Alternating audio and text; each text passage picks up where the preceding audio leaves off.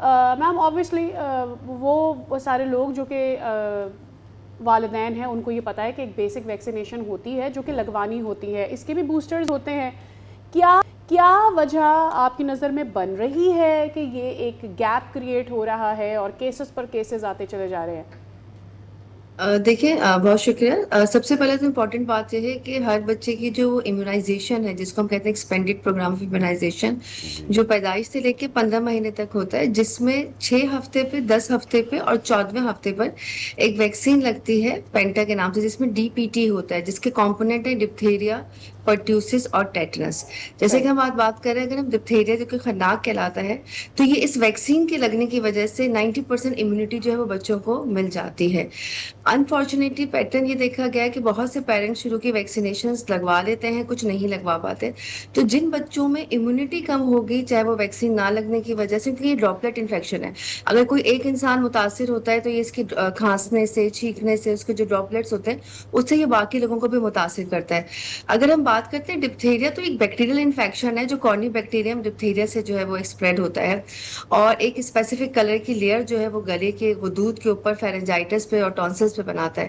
اس کا سب سے جو فیٹل مسئلہ ہے وہ یہ ہے کہ یہ ایک اسپیسیفک ٹاکسن ریلیز کرتا ہے ڈپتھیریا کے نام سے، ڈپتھیریا ٹاکسن، جو ہمارے دل کے پٹھوں کو یعنی ہارٹ کو بہت افیکٹ کرتے ہیں.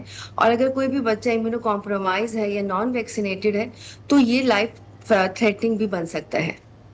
اچھا میڈم، اگر آپ مجھے بتا سکیں کہ ایک تو والدین نہیں کراتے، دیٹس ون تھنگ، لیکن اس کی کیا ارلی تشخیص ہو سکتی ہے؟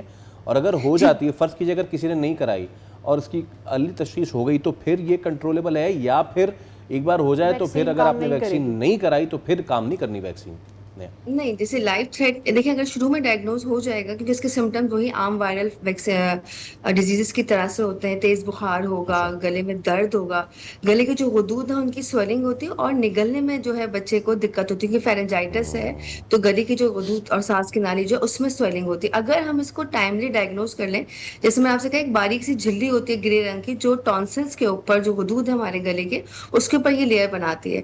اگر کوئی بھی دیکھیں وائرل ڈیزیز ہے، یوزلی ہم کیا کرتے ہیں، اگر بچوں کو یا بڑوں کو کوئی بھی ڈیزیز ہوتی ہے، ہلکا پھلکا نزلہ زکام ہوتا ہے، تو ہم گھر میں ٹریٹ کرتے ہیں.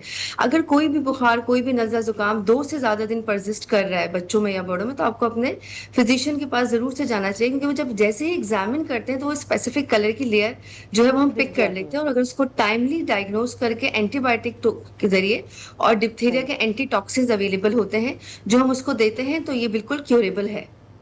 صحیح ہے. ڈاکٹر صاحبہ یہ بتا دیجیے گا کہ اب والدین جو بوسٹرز لیتے ہیں، کیا وہ والدین فار ایگزامپل جنہوں نے پہلی دفعہ ویکسین لگائی، جو کہ غالباً 6 ہفتے میں لگتی ہے اور پھر if I am not wrong it goes on to 10th week and 14th week, تو جی جو بالکل بالکل. بوسٹرز نہیں لگواتے وہ والے بچے بھی اس سے کیا ولنریبل ہوتے ہیں؟ اور وہ بچے جو ویکسین تو لگوا چکے ہیں لیکن چونکہ یہ بیکٹیریل بیماری ہے، کنٹیجیس بھی ہے، ان بچوں کو پھر بھی خطرہ رہتا ہے اس بیماری کا؟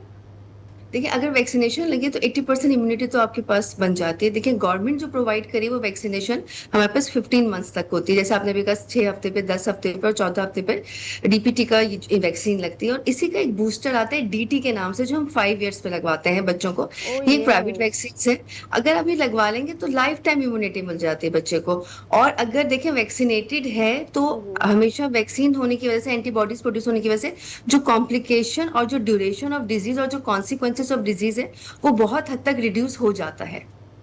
صحیح ہے. ٹھیک ہے. آخر میں مجھے یہ بتا دیجیے گا میڈم کہ یہ جو کیسز ابھی بڑھے ہیں اتنے زیادہ، اس کے پیچھے صرف آپ کو یہی ایک ریزن لگتا ہے کہ ارلی ویکسینیشن نہیں ہے، یا پھر you suspect something else as well? دیکھیں، امیونائزیشن اور ہائیجین سب سے امپورٹنٹ ہے نا. دو پیرالل کام ہمیں کرنا ہے. ایک تو ہمیں اپنے پیرنٹس کو اور بچوں کو ایجوکیٹ کرنا ہے کہ ویکسینیشن بہت امپورٹنٹ، اور پھر صفائی کا خیال رکھنا ہے. ٹھیک ہے. کانٹیجیس ہے، گندگی سے پانی ہمارے جو سب سے امپورٹنٹ چیز ہے.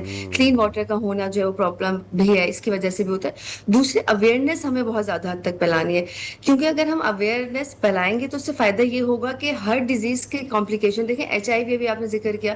HIV پہلے تو اتنا کامن تھا کہ بچوں میں جو یعنی انفیکٹڈ نیڈلس کی وجہ سے ہوا نا. تو اگر لوگوں کو یہ اویئرنیس ہوتی پیرنٹس کو یا لوگوں کو کہ کس چیز کے ذریعے ڈیزیز پھیلتی ہے. دیکھیں prevention is better than the cure. تو اگر آپ احتیاط کریں گے, ویکسینیشن کریں گے اور احتیاطی تدابیر کریں گے اور اپنی صحت و صفائی کا خیال پھر رکھیں گے آپ تو ان سے سب ڈیفینیٹلی چیزوں سے بچ سکتے ہیں. ڈاکٹر درہ شہوار, بہت شکریہ آپ کے وقت کے لیے, اور جو آپ نے اویئرنیس کی بات کی, آپ اس کا پارٹ بنی, لوگوں تک پہنچایا کہ کتنا زیادہ ضروری ہے ارلی ویکسینیشن. سبسکرائب کریں اور بیل دبائیں تاکہ کوئی خبر رہ نہ جائے.